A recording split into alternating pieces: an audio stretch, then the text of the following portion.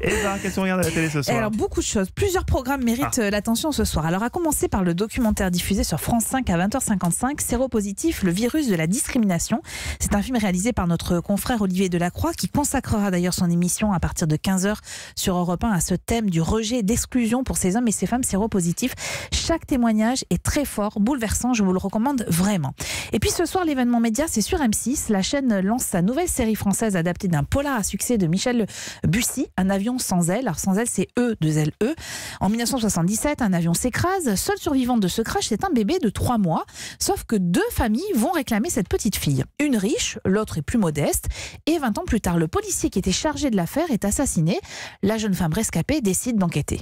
Je t'imagine, toute ma vie on m'a répété que j'étais la petite fille de Pierre et Nicole Vitral, toute ma vie. Et je me suis faite à cette idée. Mais c'est vrai qu'au fond j'ai une sorte de doute toujours. De doute? Pourquoi?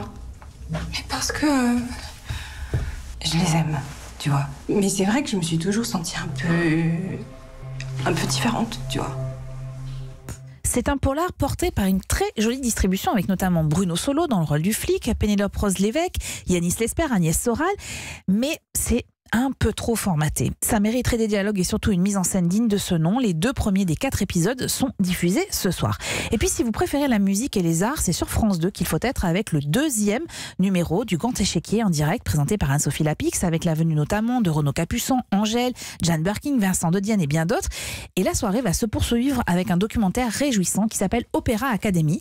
Pendant 1 an, la réalisatrice Carole Grigi a suivi une vingtaine de jeunes artistes venus du monde entier, chanteurs et musiciens, qui pendant 10 mois ont la chance de suivre une formation à l'Opéra de Paris. Ils sont l'excellence, ils sont prêts à quitter famille et amis pour ces quelques mois dans la prestigieuse institution, comme Farah, venue du Liban.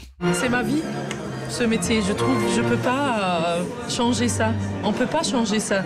Si tu aimes d'être sur scène et de jouer du rôle et de chanter tu gagnes aussi d'autres choses.